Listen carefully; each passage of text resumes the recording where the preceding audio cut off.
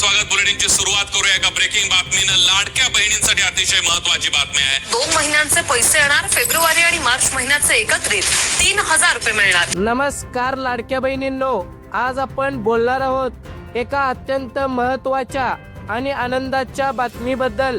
लाडकी बहीण योजनेचे फेब्रुवारी आणि मार्च महिन्याचे दोन्ही हप्ते म्हणजेच तब्बल 3000 रुपये आता खात्यात जमा व्हायला सुरुवात झालेली आहे.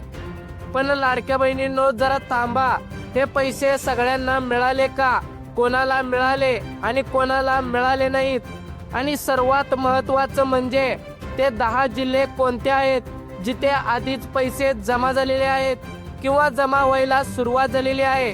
त्यामुळं व्हिडिओ शेवटपर्यंत बघा. लाडक्या बहिणींनो, तुम्हाला ते 10 जिल्हे जर जाणून घ्यायचे असतील, ते 10 जिल्हे कोणते आहेत की ज्या जिल्ह्यांमध्ये 3000 रुपयेचा म्हणजेच फेब्रुवारी आणि मार्च महिन्याचा हप्ता जमा झालेला पाहायचा असेल तर व्हिडिओ शेवटपर्यंत बघा. लाडक्या बहिणींनो, आधी थोडक्यात जाणून घेऊया. मुख्यमंत्री माझी लाडकी बहीण योजना ही महाराष्ट्र शासनाने सुरू केलेली एक महत्वाकांक्षी योजना आहे.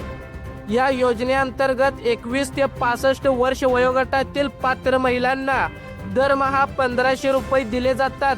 म्हणजेच वर्षाला 18,000 रुपये थेट बँक खात्यात जमा होतात. आता फेब्रुवारी आणि मार्च हे 2 महिन्याचे हप्ते एकत्र म्हणजेच 3000 रुपये एकाच वेळी खात्यात टाकले जात आहेत. ही बातमी लाखो महिलांसाठी खूप दिलासादायक आहे.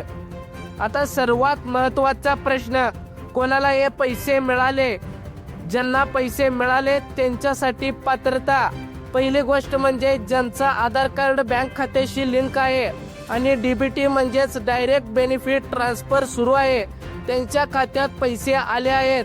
दुसरी गोष्ट म्हणजे ज्यांनी KYC पूर्ण केलेली आहे म्हणजेच eKYC प्रक्रिया पूर्ण झालेली आहे, त्यांना हे पैसे मिळाले. तिसरी गोष्ट म्हणजे ज्यांचे अर्ज अप्रूव्ह झाले आहेत आणि ज्यांना यापूर्वी हप्ते मिळत होते त्यांना आता हे पैसे मिळाले आहेत. चौथी गोष्ट म्हणजे ज्यांच्या कुटुंबाचे वार्षिक उत्पन्न 2.5 लाखांपेक्षा कमी आहे आणि जमीन 5 एकरापेक्षा कमी आहे, त्या महिलांना हे पैसे मिळाले आहेत. आता लाडक्या बहिणींनो, कोणाला मिळाले नाही आहेत? आता दुसरा महत्त्वाचा प्रश्न, कोणाला पैसे मिळाले नाही आहेत? पहिलं कारण, लाडक्या बहिणींनो ज्यांचा आधार कार्ड बँकेशी लिंक नाही आहे त्यांच्या खात्यात पैसे अजूनही आलेले नाही आहेत, तेव्हा लगेच जवळच्या बँकेत जाऊन आधार कार्ड लिंक करा. दुसरं कारण, ज्यांची eKYC अपूर्ण आहे, जर तुमची KYC अजून बाकी असेल तर आपल्या CSC सेंटर किंवा आपले सरकार केंद्रावर जाऊन ती पूर्ण करा. तिसरं कारण, ज्यांचे अर्ज पेंडिंग किंवा रिजेक्टेड आहेत, काही महिलांचे अर्ज अजूनही प्रक्रियेत आहेत, त्यांना थोडी वाट पाहावी लागेल. चौथं कारण, बँक खाते डॉर्मंट म्हणजेच निष्क्रिय असेल तर पैसे येत नाहीत. किमान एक व्यवहार करून खाते ऍक्टिव्ह ठेवा.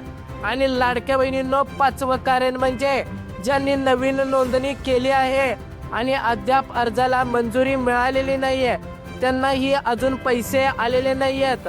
तर लाडक्या बहिणींनो, तुम्हाला तुमच्या खात्यात पैसे आले का नाही हे तपासायचं असेल तर खाली काही गोष्टी लक्षात ठेवा. पहिला मार्ग म्हणजे तुमच्या बँकेचा मिस्ड कॉल नंबर वापरा.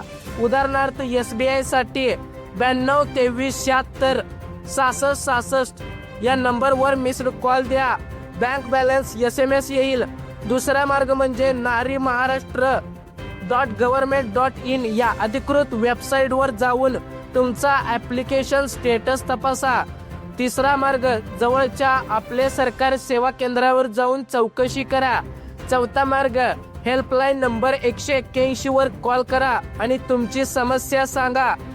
जर तुमच्या खात्यात पैसे जमा झाले नसतील, आणखीन काही अडचणी तुम्हाला येत असतील तर हेल्पलाईन नंबर 181 वर कॉल करा आणि तुमच्या प्रश्नाचं उत्तर मिळवा.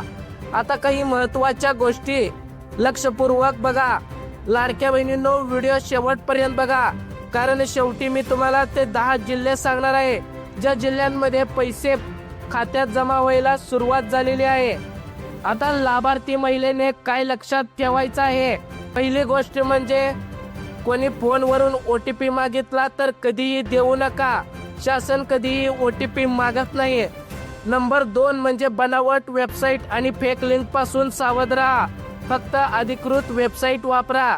नंबर 3, जर तुमचं नाव बदललेलं असेल किंवा रेशन कार्ड मध्ये काही चूक असेल तर ती दुरुस्ती करून घ्या, नाहीतर पुढचे हप्ते तुमच्या खात्यात जमा होणार नाहीत.